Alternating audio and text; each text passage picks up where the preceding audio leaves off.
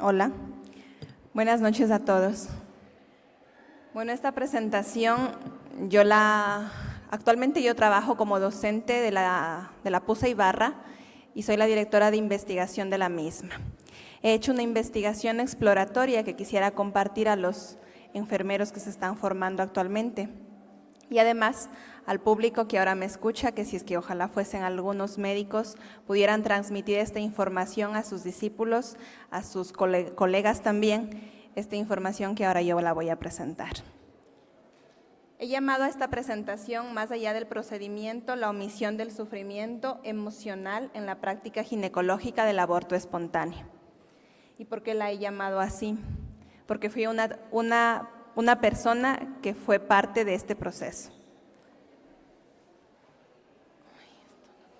Hola. He mencionado como una introducción que la pérdida gestacional, como le llaman técnicamente a este proceso, en los casos de aborto diferido, no sé si muchos de ustedes chicos saben lo que es un aborto diferido. ¿Alguien me puede decir qué es esto? ¿Lo saben? El aborto diferido es aquel que se queda el feto en el vientre de la madre y el bebé muere dentro. A esta práctica médica suele centrarse únicamente en el procedimiento clínico, dejando de lado el acompañamiento afectivo, lo cual no solamente aborda la parte física de la madre, sino que no abordan los médicos ni los enfermeros, actualmente en Ecuador por lo menos, el aspecto emocional que esto conlleva. El objetivo de esta breve investigación fue analizar la ausencia de acompañamiento emocional y moral en la práctica ginecológica contemporánea, así como reflexionar sobre la necesidad de incorporar una ética del cuidado en los procesos de atención. La pérdida gestacional es considerada una experiencia que afecta el cuerpo, pero también afecta la mente del ser humano. Y está orientada actualmente, según mi experiencia y de otras personas, en únicamente el procedimiento clínico y no responde a la compleja dimensión emocional que acompaña a la pérdida gestacional.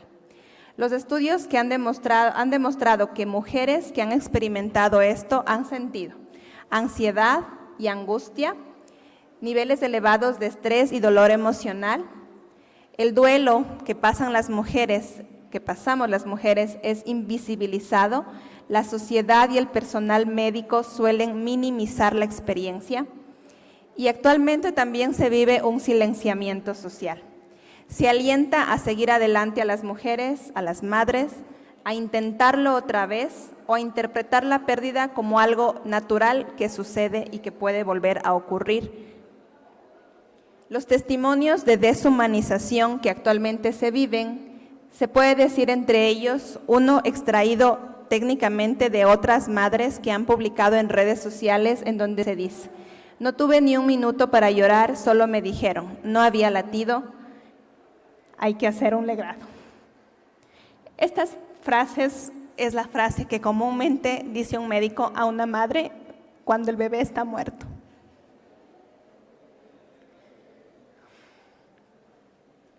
Hablar del dolor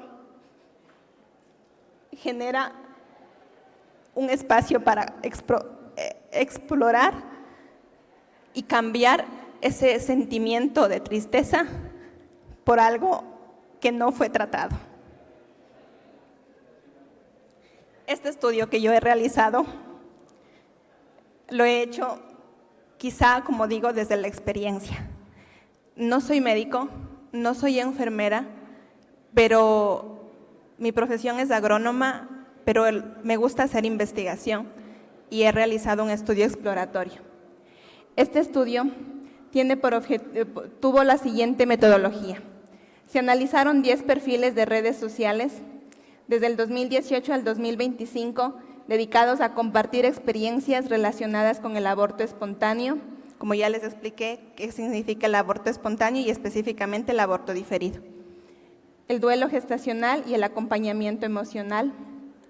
Los criterios de inclusión de esta investigación fueron publicaciones en español, testimonios explícitos y material que se puede encontrar en las redes sociales o en páginas web como Instagram, Facebook, YouTube, que están disponibles actualmente por testimonios de mujeres que han vivido este proceso. Y además, luego de revisar esta información, he hecho un análisis temático inductivo con lectura, codificación abierta y agrupación de códigos en categorías con una aplicación que se llama En Vivo para estructurar categorías de metodología cualitativa. ¿Qué se revisó en esa información? Estas imágenes, esta imagen que ustedes la ven, es una imagen de una madre que publica en su red social sobre lo que ha vivido y lo que le habían dicho. Si no venía bien, mejor haberlo perdido.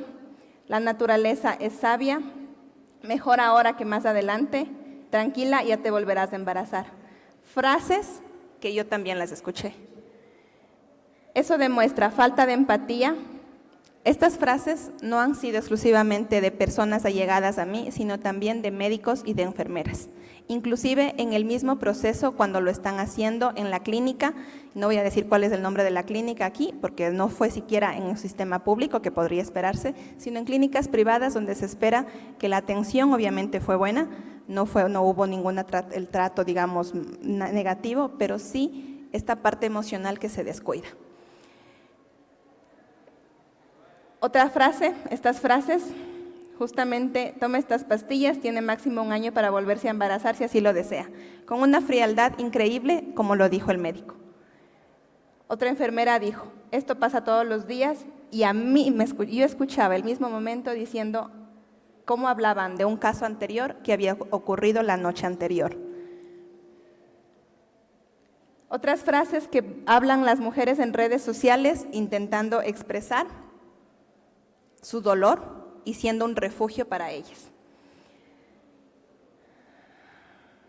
Los resultados de esta investigación, luego de hacer el análisis de cualitativo, se demuestran que hay un silencio del dolor, el aborto espontáneo carece de un espacio social para ser expresado, una normalización del sufrimiento, frases que minimizan o justifican la pérdida, una deshumanización clínica, un trato frío se basa en lo tecnicista y no se valida el duelo, una ausencia de acompañamiento, no existe un espacio para la despedida y las comunidades de apoyo digital se centran para contener a las mujeres, ya que no existe espacios físicos. Esta parte, ausencia de acompañamiento, no se ofrece apoyo psicológico o emocional. Creo que al menos el médico es suficiente con que hubiese dicho, usted podría necesitar apoyo emocional, si así lo considera, busque ayuda antes de hacer ese proceso. Creo que eso es fundamental antes de que ocurra, porque sí es necesario no considerarlo como simplemente una pérdida. Aquí estos 2 testimonios, este es una atleta española que vivió y este es un testimonio de un padre que, como aquí lo dice, nadie habla de los hijos que no nacieron. Les invito a que, para no demorarme yo en la exposición, les invito a buscar esta frase, solamente con esa frase, nadie habla de los hijos que no nacieron, en YouTube. El padre habla una experiencia en donde él dice que él como papá, como hombre, porque los hombres muchas veces guardan sus sentimientos, él expresa lo que a él le pasó y a su esposa obviamente, igual que no hubo un trato acorde a la visibilización del duelo y a la sensación emocional que ellos como familia lo vivieron. Cuando lo búsquenlo, nadie habla de los hijos que no nacieron, no se alcanza a ver, pero se llama Creciendo Vaiselia en YouTube. Como una discusión para ir terminando, es que los hallazgos confirman que el duelo gestacional actualmente es invisible, la deshumanización no es mala intención, sino que así se ha normalizado la atención por parte del personal médico. El médico y las enfermeras o enfermeros se centran en la parte biomédica, en la experiencia únicamente técnica y no en la experiencia emocional o subjetiva que eso puede conllevar. El dolor emocional no es un efecto colateral, sino un componente central del proceso.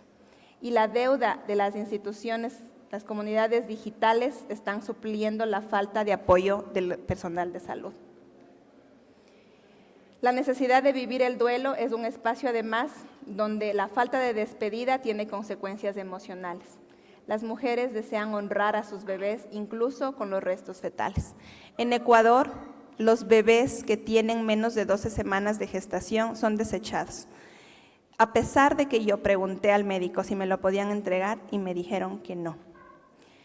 Eso genera una emoción triste porque no existe algo con que despedirse. Y lo que conlleva es que la psicología emocionalmente en el pensamiento y en las emociones de una madre genera un problema. Porque necesitamos saber que nuestro bebé ya no está, digamos, con nosotros, pero está en otro espacio. Para mí está con Dios. No soy la única. Las cartas de otras mujeres escriben: te escribo esta carta para reconocerte, honrarte y agradecerte. Quería guardar algo tuyo, un recuerdo, algo que me demuestre que exististe. Esta otra carta son cartas de mujeres que están en redes sociales para expresar el dolor porque no lo pueden expresar. Conclusiones de esta investigación. La práctica ginecológica tiene una brecha ética, la ausencia de acompañamiento emocional y la normalización del sufrimiento. Creo yo que hace falta empezar por la bioética fundamental, protocolos hospitalarios que pueden ser fortalecidos, incluyendo el aspecto de asignar el médico tratante, el ginecólogo tratante, derivar a un psicólogo y obviamente la formación ética del profesional. Se requiere mejorar la formación ética del cuidado y los protocolos deben integrar el procesamiento emocional y el sentido humano en el acto médico. Gracias por su atención.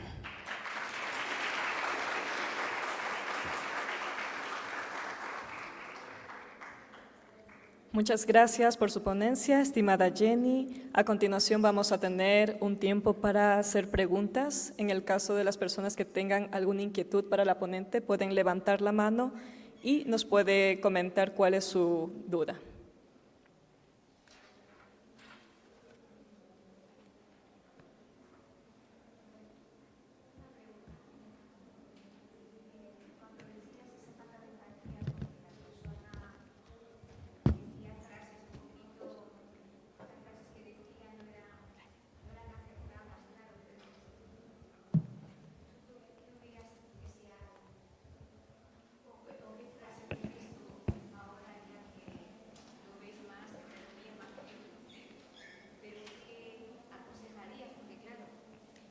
¿Qué podemos aconsejar?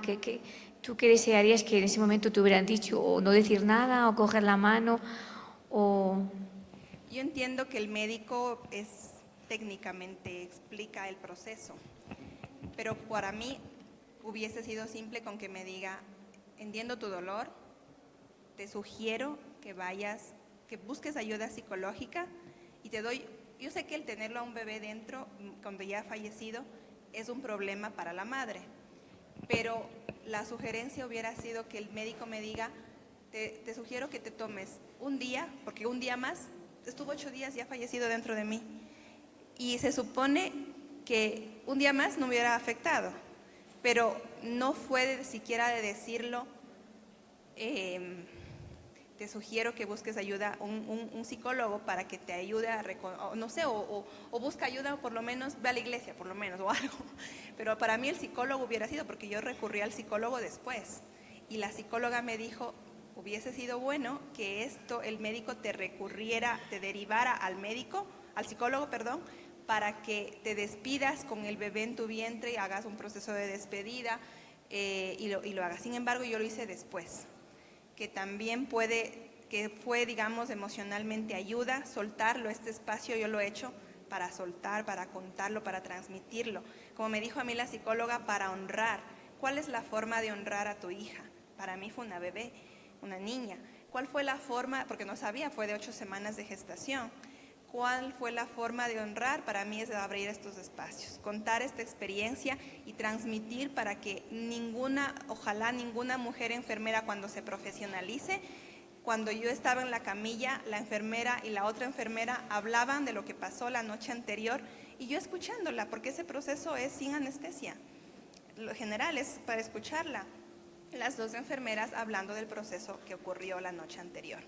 Entonces, eso yo quiero lo comparto, lo exteriorizo sin vergüenza porque lo quiero contar y quisiera que las profesionales, mujeres y hombres, cuando sean médicos o enfermeros, no cometan esa imprudencia y sean más éticos en estos casos que son completamente dolorosos para las mamás y para un papá también, porque lo viven todos. Entonces, para mí la sugerencia sería que los médicos, cuando tengan estos casos, deriven a un psicólogo, porque el psicólogo sabrá tratar antes de que ocurra todo el proceso y cuando, obviamente va a seguir siendo doloroso, pero quizá va a ser un poco menos.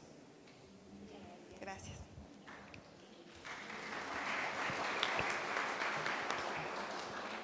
Bueno, yo solo quería agradecerte, Jenny, por compartir esta experiencia que, como tú lo has dicho, pues da visibilidad a cientos de casos que ocurren así y que, bueno, algo tú decías, quizás, no sé, o sea, mi pregunta era, ¿tú crees que a veces pues puede ser también negligencia médica, a veces no detectarlo antes o...?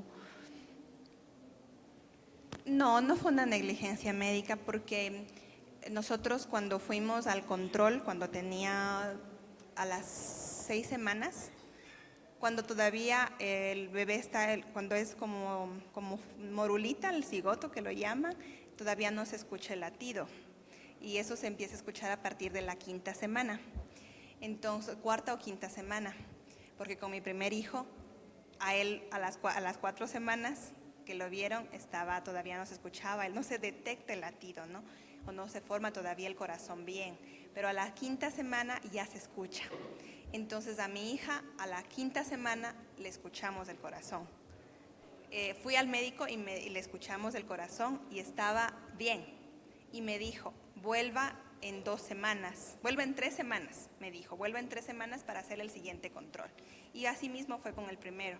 Cuando fuimos a la tercera, a las 8 semanas, cuando ya estaba de 8 semanas, pues ya no tenía latido. Y por eso esa frase es la frase que conmueve, porque es una frase muy dolorosa que la dicen cuando no está el bebé ya vivo y está allí adentro, pero ya no se escucha su corazón.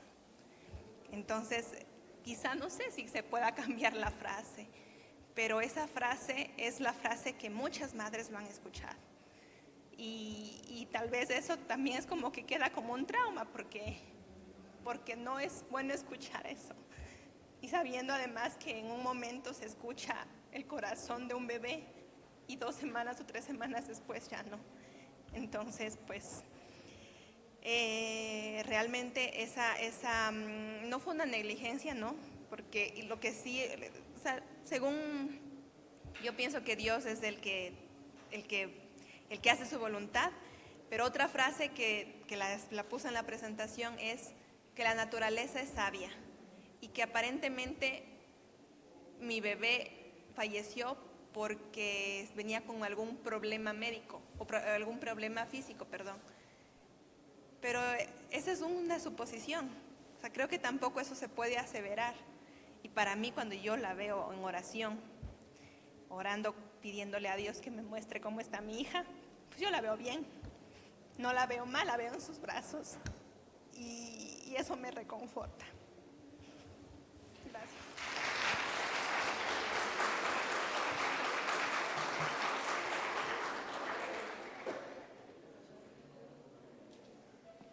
Muchas gracias, estimada Jenny, por su exposición. Antes de pasar con la siguiente presentación, recordamos a los ponentes que tienen un tiempo de 6 a 10 minutos para su presentación oral y posteriormente 2 minutos para las rondas de pregunta. Ahora vamos a dar paso al ponente Paul Muñoz con su temática Estrategias de control del estrés laboral en enfermeros líderes, percepción de enfermería en unidades intensivas. Un aplauso, por favor.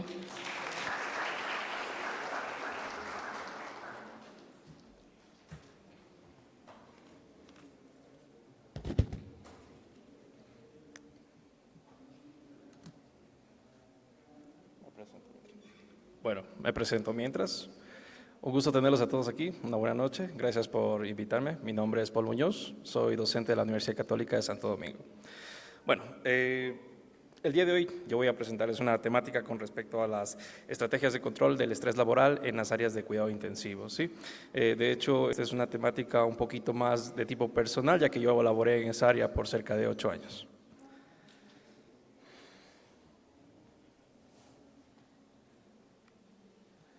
Bueno, el estrés laboral en las áreas de terapia intensiva son áreas cerradas, son áreas sensibles, ¿sí?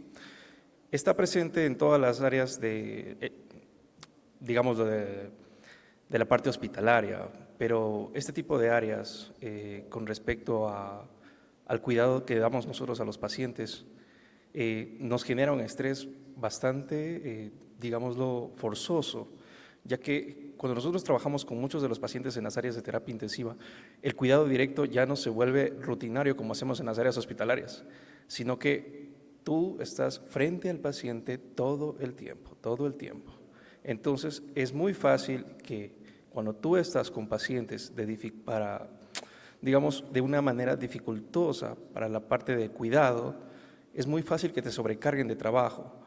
A diferencia del resto de sitios donde tú vas a rotar como enfermero asistencial, en las áreas de hospitalización normalmente tú pasas por un cuidado con respecto a ciertos horarios, ¿sí? Mientras en las áreas de terapia intensiva tienes que estar siempre presto para tú poder, en este caso, reaccionar con respecto a qué, con respecto a eventualidades que te pueden pasar, ¿sí? Entonces, esa es una cuestión que hay que cuidar mucho en este tipo de áreas que son bastante sensibles. El trabajo continuo, la presión bajo la que ustedes se van a someter es bastante amplia y por ende es muy, como les digo nuevamente, es muy fácil que ustedes puedan someterse a una carga laboral y de estrés bastante súbita, porque el simple hecho de estar pendiente del paciente en cada momento, de estar pendiente de los monitores, no es un área para todos, lamentablemente, hay que decirlo así, ¿sí? Desde la biótica siempre hay que decirlo, ¿cómo puedes cuidar a alguien si no te cuidas a ti mismo? ¿Sí?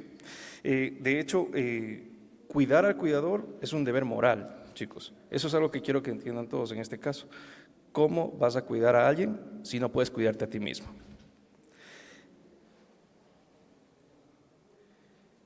Para la metodología nosotros hemos tomado a 11 enfermeras de las diferentes áreas de la ciudad de Santo Domingo, ¿sí? Es una muestra. Se hizo bajo el método Doprado. Este es un método de investigación cualitativa. Más o menos lo voy a poner en términos sencillos para que puedan entenderme. El método Doprado no se basa simplemente en este caso en elegir un tipo específico de personas, sino estamos hablando en este caso de experiencias, de saberes, ¿sí? No me importa saber cuántos enfermeros están sometidos a estrés, me importa saber cómo interactúas tú en el ambiente, qué es lo que a ti te genera ese estrés. Hemos utilizado una entrevista semi-estructurada debido a que este tipo de entrevistas, pese a que tiene una estructura con base a preguntas específicas, recuerden que también nosotros buscamos la parte cualitativa, buscamos que conozcan las experiencias de cada uno de los profesionales. Con respecto a la parte del método cualitativo que hemos elegido, puntuamos nuevamente en que hemos elegido no solo buscar el número, sino también las vivencias y las experiencias individuales de cada uno. Nosotros hemos encontrado 4 resultados realmente en esta situación, que son estrategias de afrontamiento, reconocimiento y acompañamiento con el equipo, factores protectores, factores limitantes y obviamente hemos hecho propuestas para el cambio, ¿sí? Dentro de todas estas cuestiones, ustedes van a observar que siempre existe en este caso el factor humano. El factor humano es algo bastante, digamos, limitante en esta situación. Si tienes una enfermera que es tu líder, que no sabe liderar, que tal vez te sobrecarga de trabajo porque no sabe gestionar, o en este caso porque inclusive se puede dar, ¿no?, el caso de que pueden anteponer sentimientos o cualquier tipo de enemistad, es una situación que puede darse también dentro de esta situación. Por ello, el factor humano siempre es algo relevante, ¿no? En la parte igual, no solo, muchas veces podemos tener en cambio el otro extremo. Podemos tener un jefe que gestiona muy bien, que hace el trabajo perfectamente, que intenta hacer lo que puede con el poco recurso. Lamentablemente también nosotros nos vemos sometidos ¿a qué? A la falta de recursos, chicos. Eso es algo que ustedes van a ver muy general. Tienes que muchas veces valerte con el poco material que tienes que sacar el servicio con el poco personal que está, entonces lamentablemente es algo que muchas veces también no nos detenemos a pensar. Con respecto a las propuestas, siempre se ha comunicado que nuestro trabajo debe ser un trabajo humanizado, ¿de acuerdo? Entonces, justamente tomando palabras de otras personas en este caso, como uno de los científicos, John Watson, ellos comentaban acerca de que si el cuidador no está bien, ¿cómo tiene potestad para poder cuidar al resto? ¿Sí? Nosotros no sabemos, en este caso, que el enfermero o enfermera que nos esté cuidando, ¿sí? O ustedes mismos, una vez que ya sea en este caso enfermeros o enfermeras de cuidado, ustedes tienen problemas en casa, pueden tener problemas personales, problemas de salud. Sin embargo, lo siento, pero la enfermedad no respeta ese tipo de cuestiones, ese tipo de causas. Entonces nosotros tenemos que saber sobrellevar ese tipo de cuestiones.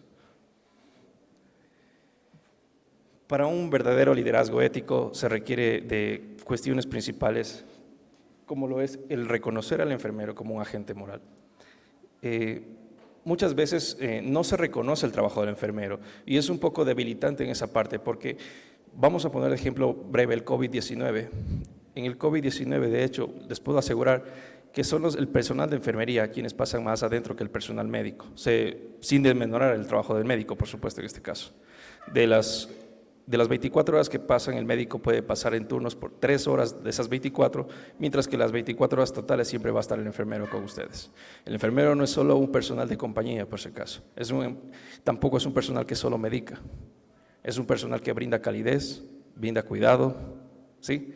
Es personal que está acompañándote a ti, que te brinda no solo en este caso un acompañamiento, te brinda muchas veces familiaridad.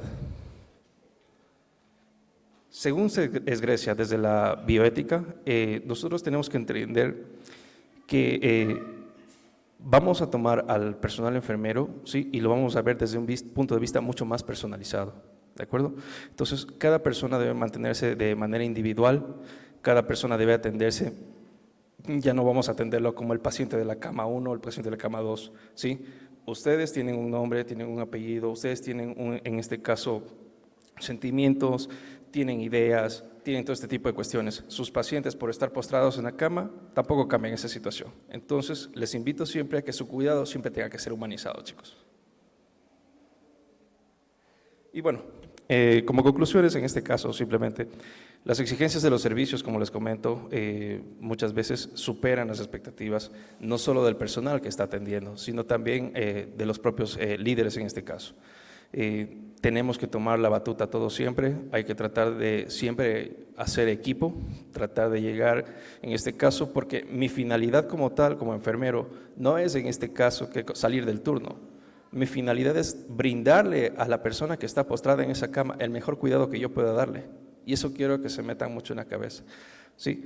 Es una persona que está ahí. Y siempre, como nosotros repetimos dentro de las actividades escolares, chicos, ustedes recuerden, la persona que puede estar postrada en la cama puede ser su familiar también. Trátenlos como quieren que les trataran a ustedes y a sus familiares, siempre. Recordemos algo siempre, la dignidad humana es algo intrínseco, es algo con lo que ustedes nacen, ¿sí? Y es algo que por el simple hecho de ser personas, ustedes lo van a tener dentro de ustedes. Denles a las demás personas la misma dignidad y respeto con el que quieren que a ustedes les traten. Gracias, chicos.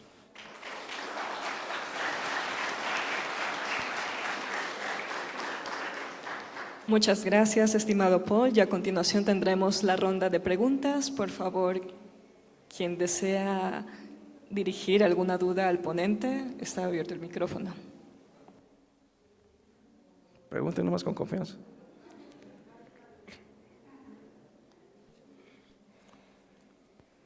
No muy difícil, por favor.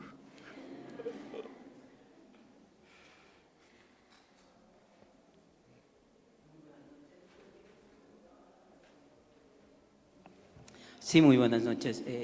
Excelente ponencia, Paul. Pero me gustaría saber un poquito, ¿no? ¿Qué te llevó a buscar este tema para investigarlo? Bueno, respondiendo un poquito, lo dije brevemente al inicio, pero voy a ampliar un poquito. De hecho, yo trabajé en la unidad de cuidados intensivos por varios años, ¿sí? Soy enfermero, no soy especialista, pero realmente digamos que fue mi escuela esta parte, ¿no? Entonces, mira, te voy a explicar brevemente la mecánica. En la parte hospitalaria nosotros a los pacientes no los vemos todo el tiempo, los vemos por horarios generalmente. 6 de la mañana, 12 del día, 6 de la tarde, 10 de la noche, así, Hacemos turnos nada más, rondas, digámoslo de alguna manera. ¿Por qué? Porque en las partes de hospitalización que no requieren tanto cuidado, generalmente las personas que hacen más papeleo y tienen muchos más pacientes, pero son pacientes que no requieren de un cuidado, en este caso, más complejo, digámoslo de alguna manera. Con respecto al área de UCI, de propia terapia intensiva, es muy diferente el cuadro. El estrés es constante porque muchas veces, ¿qué pasa? Tu paciente puede estar bien al 1 minuto y al minuto 2 que tú entras al turno puede hacer una parada cardíaca, puede tener un montón de complicaciones, sobre todo aquellos que están ventilados. Entonces, es un estrés constante y te puedo dar de vivencia propia que no es un área para todo el mundo, se estresan por muchas cuestiones, es un área muy cerrada, es un área pequeña realmente en sí, solo se permite el personal necesario, el ruido de las bombas, el ruido de los monitores. Entonces, a mucha gente le estresa ese tipo de cuestiones. Y te he dicho, o sea, he tenido compañeras que ni siquiera toleran más de un día. Eso es una de las cuestiones reales. Y con respecto a lo que, digamos, proponiéndolo con el tema que lo acabamos de sacar, es que este estrés muchas veces se genera porque no hay el personal suficientemente cualificado y capacitado para poder estar en este tipo de áreas. Cuando no tienes un personal que está capacitado, ¿qué es lo que pasa? Ya sabes, sobrecarga de trabajo. Normalmente trabajamos con hasta un máximo de 3 pacientes, pero es muy fácil ver 4 o 5 pacientes para una sola persona, sobre todo cuando están con muchos abordajes, con tubos, con ventiladores, con bombas, y eso muchas veces te genera, esa sobrecarga de trabajo, cuando es continua, genera malestar, tanto de líderes como del propio personal. Muchas gracias.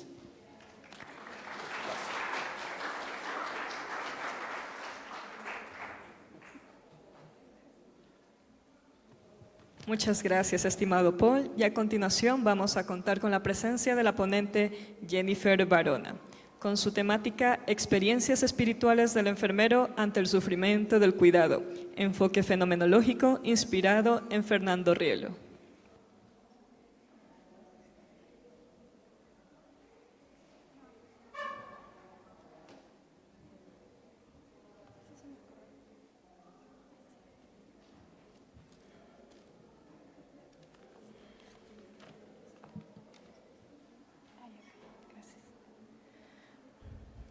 Bueno, muy buenas tardes con todos. Bueno, en este tema que hablamos sobre las experiencias espirituales del enfermero ante el sufrimiento durante el cuidado que nosotros realizamos, principalmente esta investigación se realizó en las unidades de cuidados intensivos de 2 hospitales, bajo, digamos, el apoyo y la ayuda de varios profesionales de la salud que tenían trabajando más de 15 años dentro de estas mismas áreas, ¿no?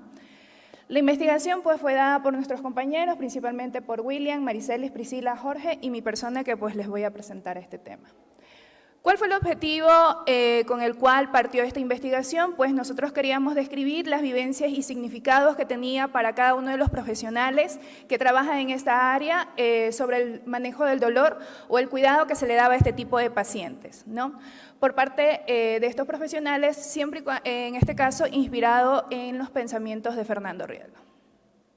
La metodología utilizada fue un enfoque cualitativo, fenomenológico y descriptivo, por medio del cual logramos interpretar cada una de las experiencias que tenían estos enfermeros con base al manejo de pacientes que padecían o sufrían dolor, ¿no?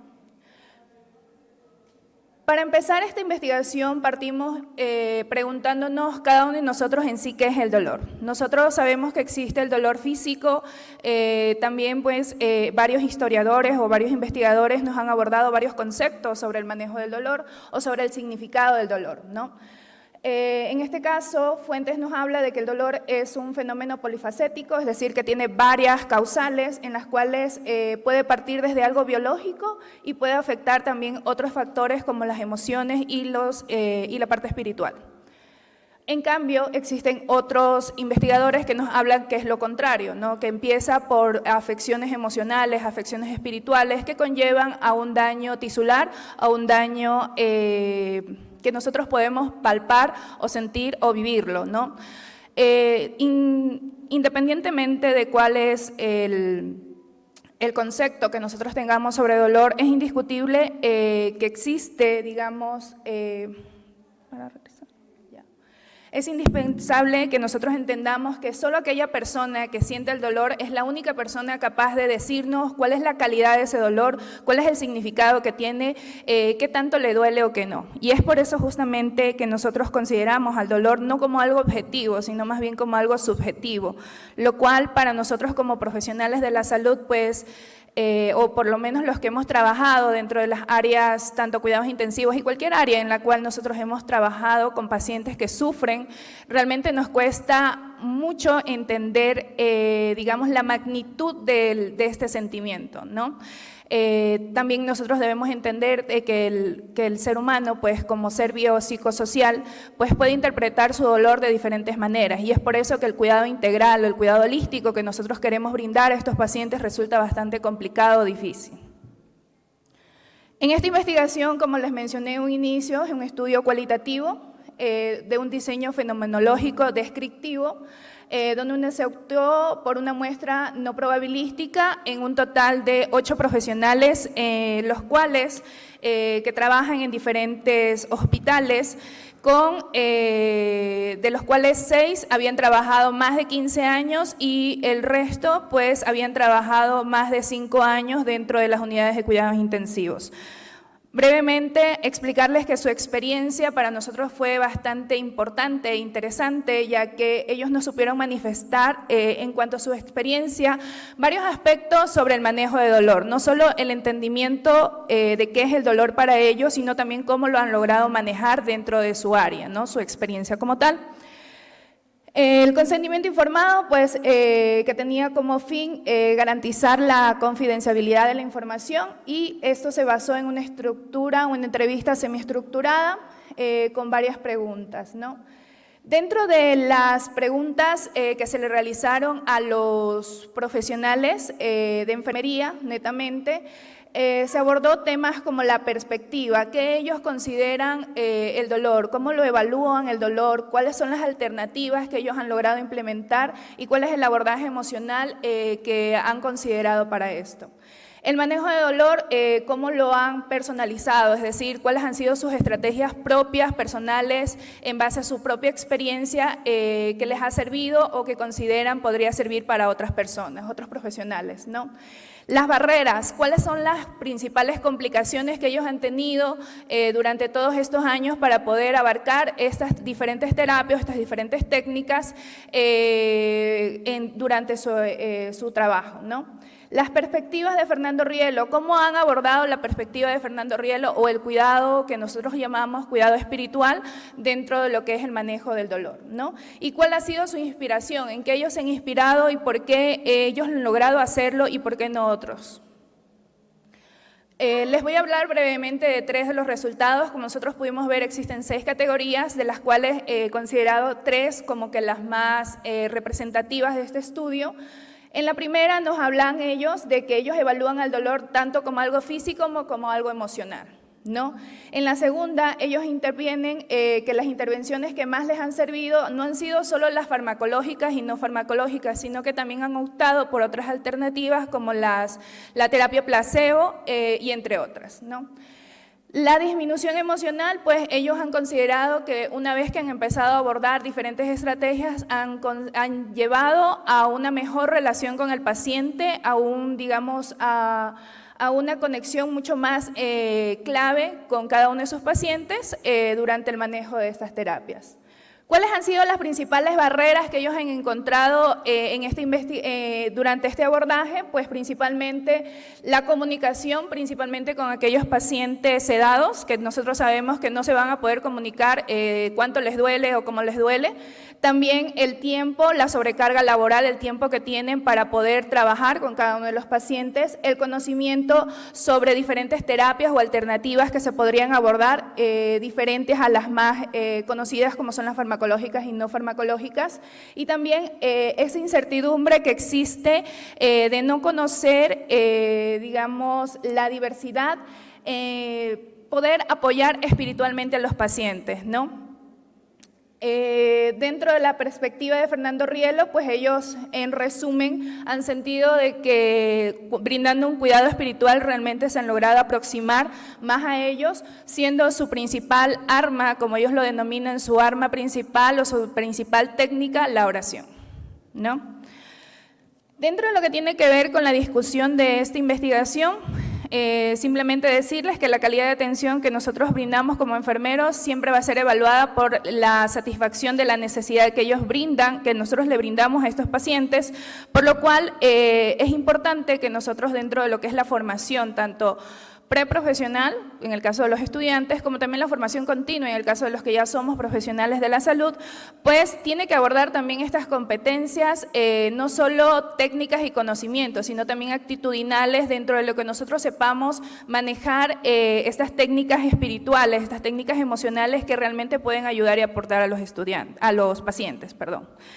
Dentro de lo que tiene que ver con Fernando Rielo nos habla justamente que el dolor no debe ser visto como algo malo, sino más bien como un sufrimiento que realmente nos va a ayudar a alcanzar, digamos, esta conexión divina o esta búsqueda de la gloria y bienestar. Entonces, por medio justamente de la oración, científicamente también se ha comprobado en algunas otras investigaciones que nosotros lo podemos hacer.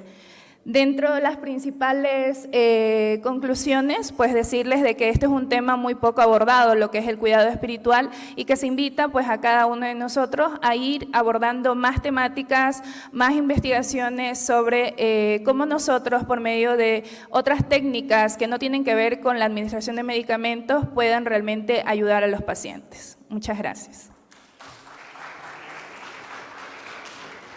Muchas gracias, estimada Jennifer. Y a continuación vamos a tener la ronda de preguntas.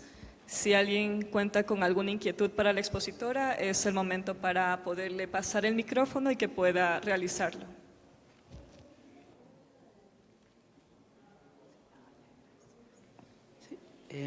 Bueno, una pregunta, Jennifer. Primero, extraordinario tu ponencia. Habla sobre, en la última diapositiva, habla sobre un tema muy interesante que es sobre la empatía y la sensibilidad. Llega un momento en que el enfermero pierde esa sensibilidad y esa empatía. ¿Qué es lo que tú recomiendas para que se evite este tipo de situación? Bueno, dentro de lo que tiene que ver con la parte operativa, netamente es indiscutible que durante nuestra vida como profesionales de alguna manera vamos perdiendo ese sentido de vocación, ¿no? Con lo que nosotros iniciamos, creo que muchos siempre nos preguntan ¿por qué estudiaste enfermería o por qué estudiaste esta carrera de salud? Y siempre ha sido querer ayudar a las personas, ¿no?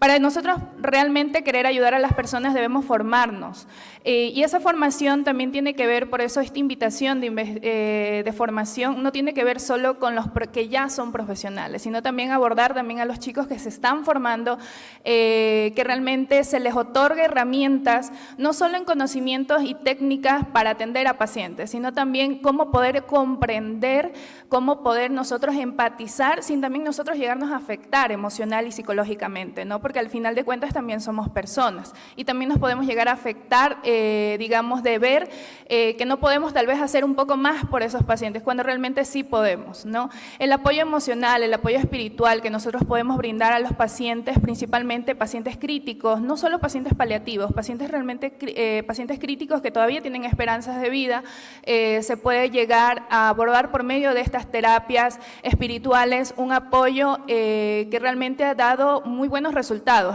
Muchos de los pacientes, principalmente en las áreas críticas, terapias como la musicoterapia, terapias como la oración, terapias como, digamos, la tranquilidad, el simplemente hecho de nosotros llegar con digamos, esta emoción de tranquilidad, de empatía, de apoyo, pues le genera estas emociones positivas, una muy buena recuperación a los pacientes, ¿no? Y eso incluso se ha visto no solo en los pacientes neonatos, sino también en pacientes críticos adultos. Muchas gracias. Gracias.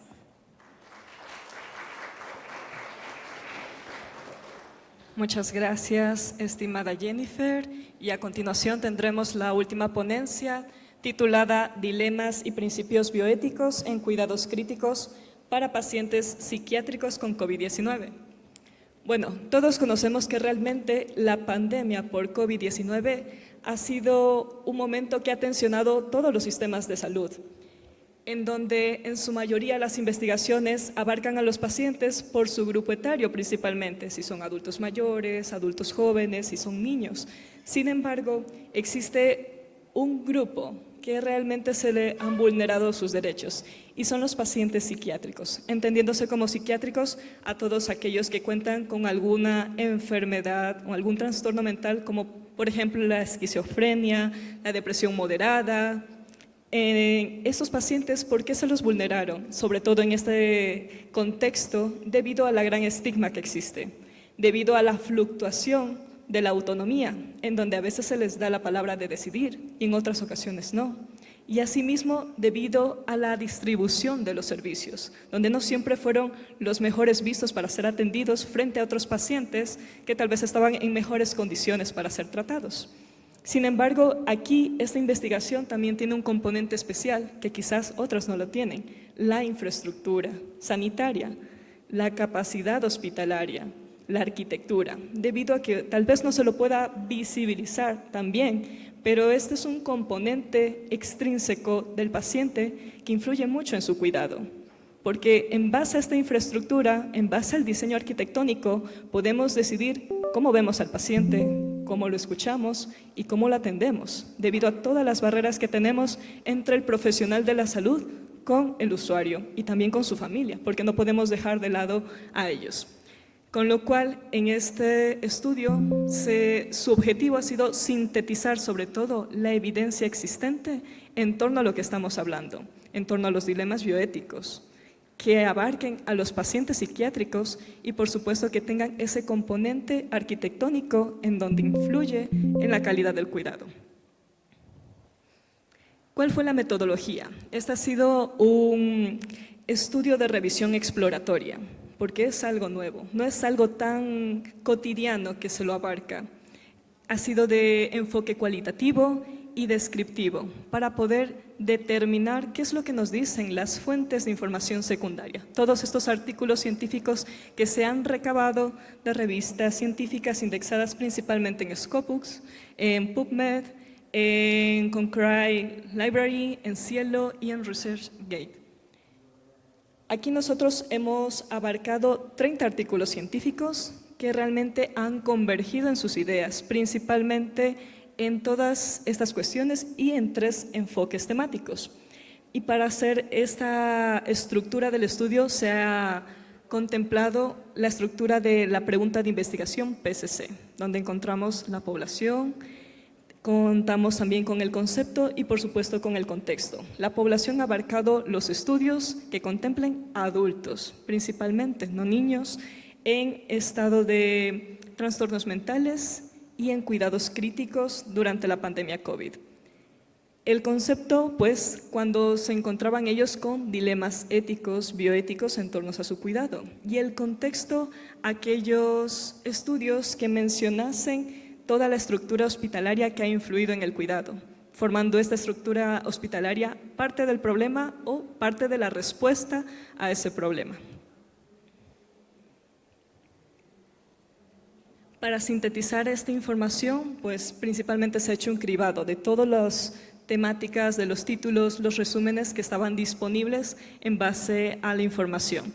Se ha hecho una búsqueda de todas las líneas temáticas en base al tema del estudio, con operadores booleanos, con símbolos de truncamiento, para poder visibilizar lo mejor posible para el estudio.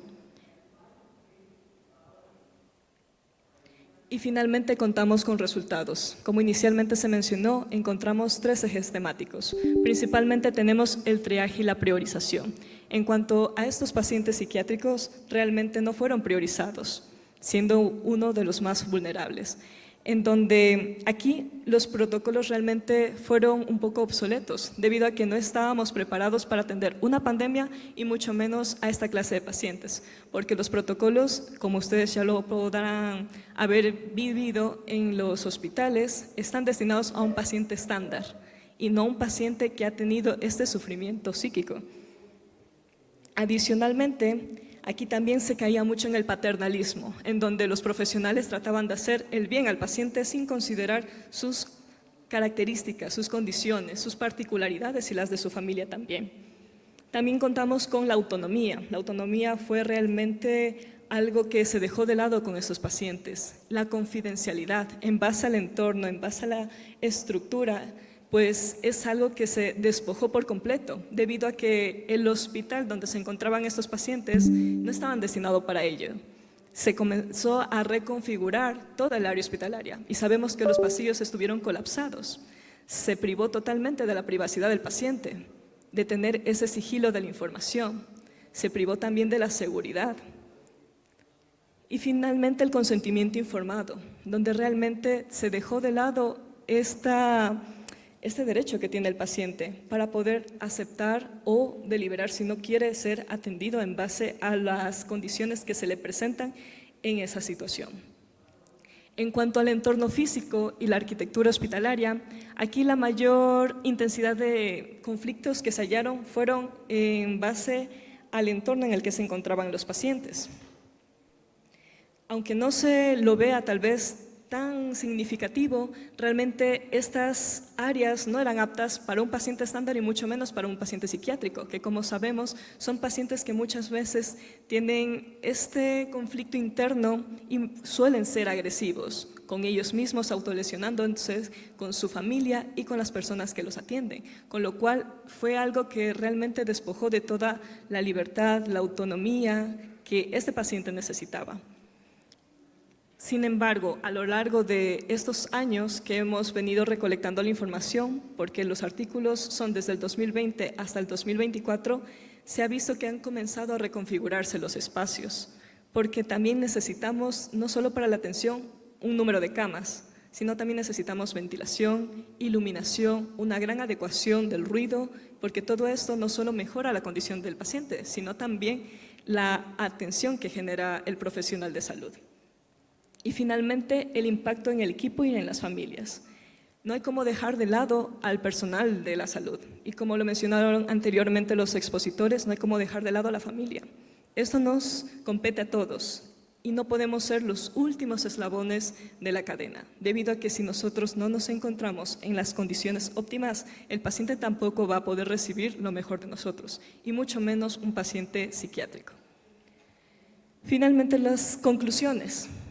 Sabemos que estos dilemas bioéticos no van a terminar ahora. Sabemos que estos dilemas bioéticos van a cambiar, más aún con estos pacientes y estas peculiaridades.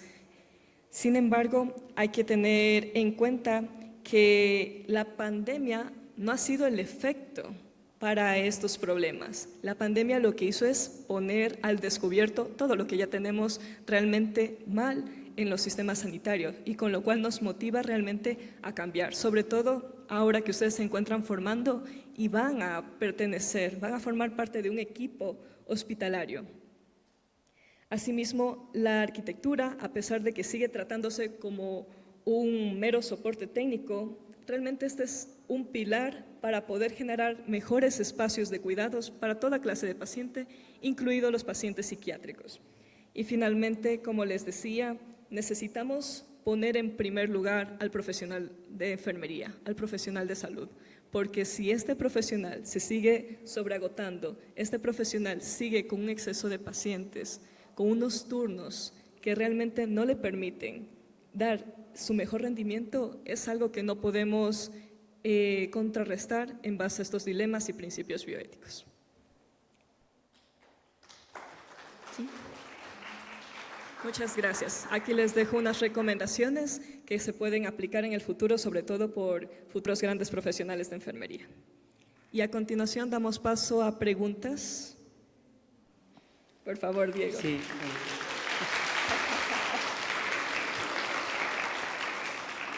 Excelente la ponencia, pero me dejó con dudas porque tal vez existe un estigma a nivel de los pacientes en el sector de la salud sobre pacientes que tienen problemas psiquiátricos. Tú lo has hecho viral, o sea, digo yo desde mi punto de vista, porque tal vez no se notaba en el momento de la pandemia, se hizo visible este estigma hacia los pacientes.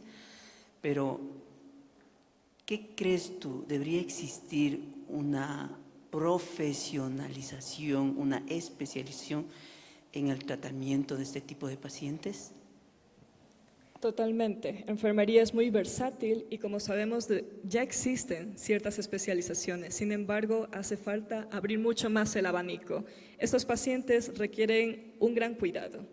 Aquí en Ecuador contamos con limitadas áreas donde no exclusivamente se atienden a esos pacientes, sino muchos pacientes que se encuentran dentro de esa problemática, más graves, menores. Entonces, realmente no hay una estratificación correcta, real, y que nos permita brindar un mejor cuidado, porque son pacientes que necesitan no estar encerrados realmente, necesitan más espacios abiertos, campos verdes, como lo dije, esa infraestructura, esa iluminación, esa ventilación, que generalmente no la contamos en su totalidad en un hospital, debido a que tiene otras condiciones, otras especificaciones para tratar a un paciente estándar en diferentes servicios, medicina interna, quirófano, UCI.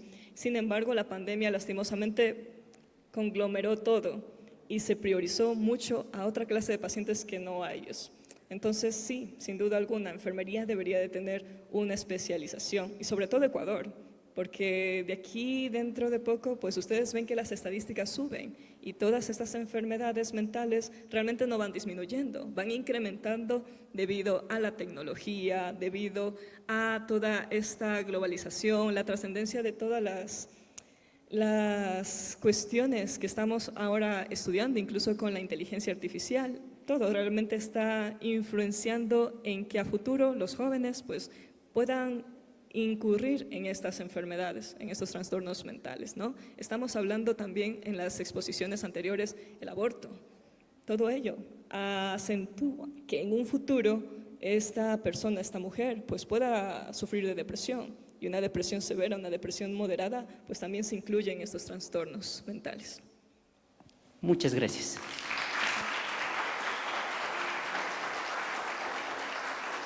Bueno, y con ello cerramos esta jornada, estas comunicaciones.